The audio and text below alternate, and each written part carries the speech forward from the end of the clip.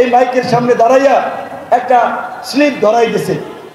মাহমুদপুর ইউনিয়নের কোন ওয়ার্ডের সহসভাপতি মোবারক, বিএনপির সহসভাপতি ওয়ার্ডের, সে নাকি মসজিদের মাইকে ঘোষণা দিয়েছে বিপিনুরের সমাবেশে গেলে তার নামে মামলা দেওয়া হবে।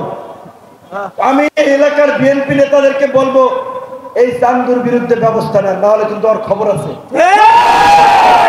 আওয়ামী লীগের আমলে ওই ছাত্রলীগ যুবলীগ আওয়ামী লীগের কোন কুতুবকে পরোয়া করি নাই। যেখানে রক্ত আন্দোলন সংগ্রাম নিজের প্রাণ বিসর্জন দেওয়ার মতো মানসিকতা নিয়ে রাজপথে নেমেছি, এই জুলাই পরবর্তী কোন কুতুবের রক্ত চক্ষুকে উপেক্ষা গণ অধিকার পরিষদের নেতা কর্মীরা পাত্তা দেয় না কোন এই কুতুবকে। যারা এগুলো করবেন তাদের পরিণতি কিন্তু ভয়ঙ্কর হবে, আমরা বলে দিচ্ছি।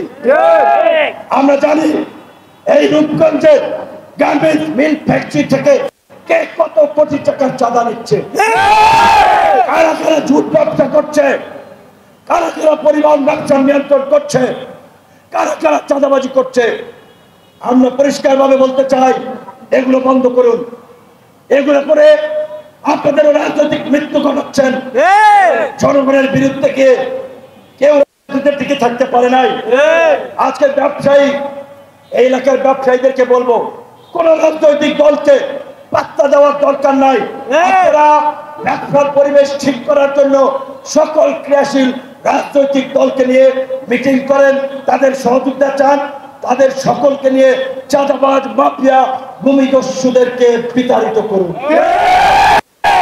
গণ অধিকার পরিষদ এই জুলাই গণ অভ্যুত্থানের পরে 5 পয়সা চাঁদাবাজি করে নাই, 5 ইঞ্চি জায়গা দখল করতে যায় নাই, কারো মাথায় বাড়ি দিতে যায় নাই, ভবিষ্যতেও যাবে না ইনশাআল্লাহ।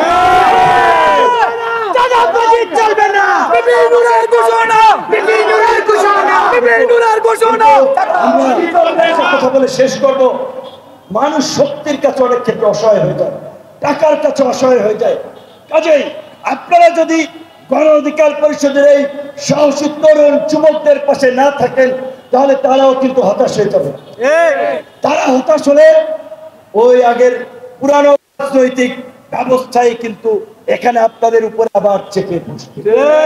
তাই আমরা বলছি, আমরা এই নতুন বাংলাদেশকে বিনির্মাণ করার জন্য আমরা নতুন রাজনৈতিক বন্দোবস্ত চাই, নতুন রাজনৈতিক নেতৃত্ব চাই।